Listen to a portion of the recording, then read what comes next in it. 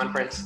We're very happy that we'll be able to again celebrate the A. Noam Chomsky Global Connections Awards. This conference is hosted by our partner OP Jindal Global University. It's also generously sponsored by the Association of American Colleges and Universities, one of the top associations in Washington, D.C., as well as a generous gold level sponsorship of Morgan State University, who's providing funding so that we can host the conference.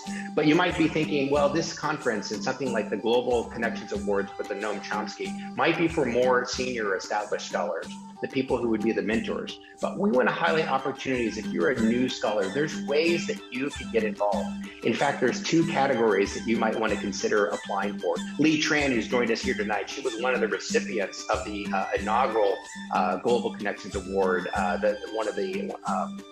one of the most prestigious awards that we offer each year. But we also, in addition to that prestigious award, we offer some awards that are open to early career scholars and graduate students. And that would be the Shining Star Achievement Award and the Rising Star Emerging Scholar Certificate. Those are due September the 30th. And we're very happy that Noam Chomsky will be delivering the keynote address at our conference again. And it's on his birthday. So not only does he deliver the keynote address, we sing Noam Chomsky happy birthday every year. It's a great tradition. I hope you can be a part of it and be a part of the conference. It's free for all members of the Star Scholars Network, and membership in the Star Scholars Network is free for those who need it. We do ask for a small contribution because frankly, the work we do isn't free.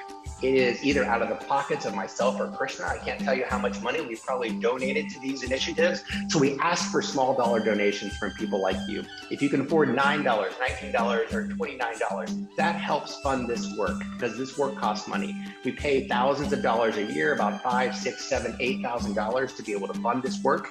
But we do this because we are the only journal that I'm aware of that is not just free to publish, it's free to access all across the world. And that is about access. So people sometimes think, well, I'm publishing in one of those really top tier journals that is, it's free for me to publish. I'm not even sure, maybe I should pay that APC to have it be open access. I want to highlight that even if it's free to publish in that journal, it's not free to access for other people who might need to read your research. So you're choosing to limit your research when you're not publishing in open access ways. We try to facilitate that.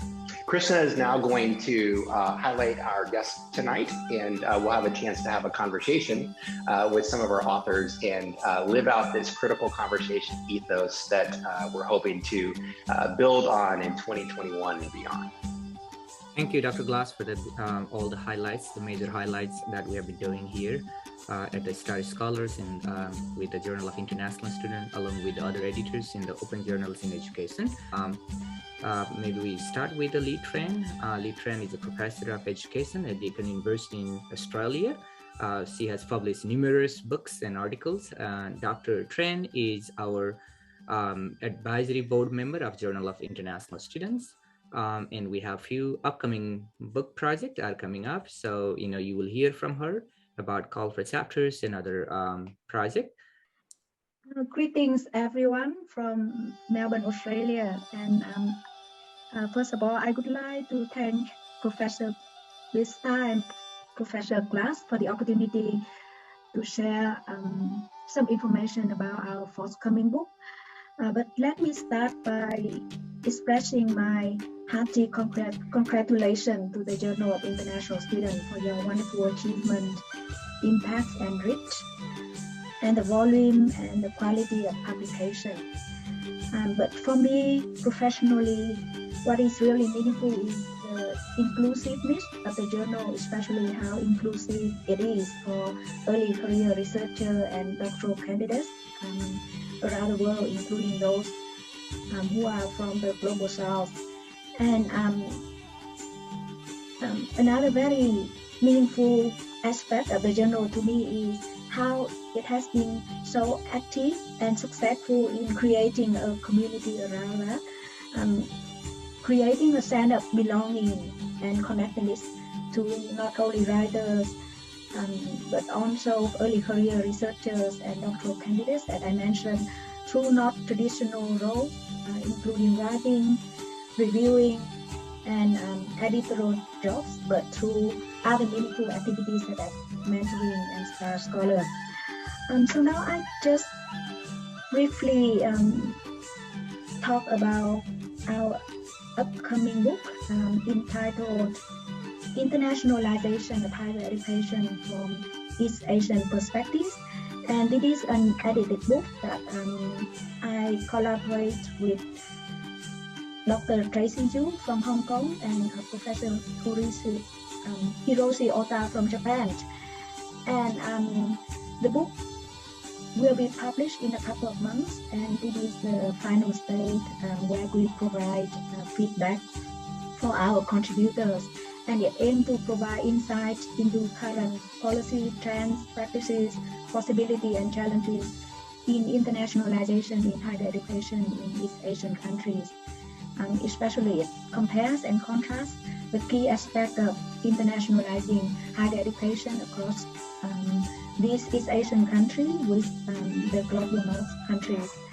And one of the key aims that we are passionate about is how the book can give voice to new topics and new researchers, especially early career researchers and doctoral candidates who are conducting invaluable and much needed but under research aspects of internationalization in higher education.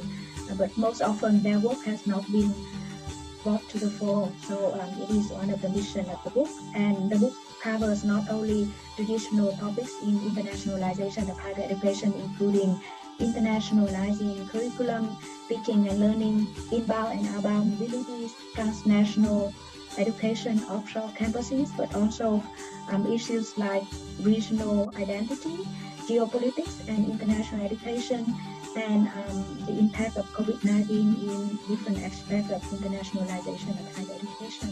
So with that note, I'll thank you again for the opportunity to share our work. Thank you. Thank you so much, Dr. Tran.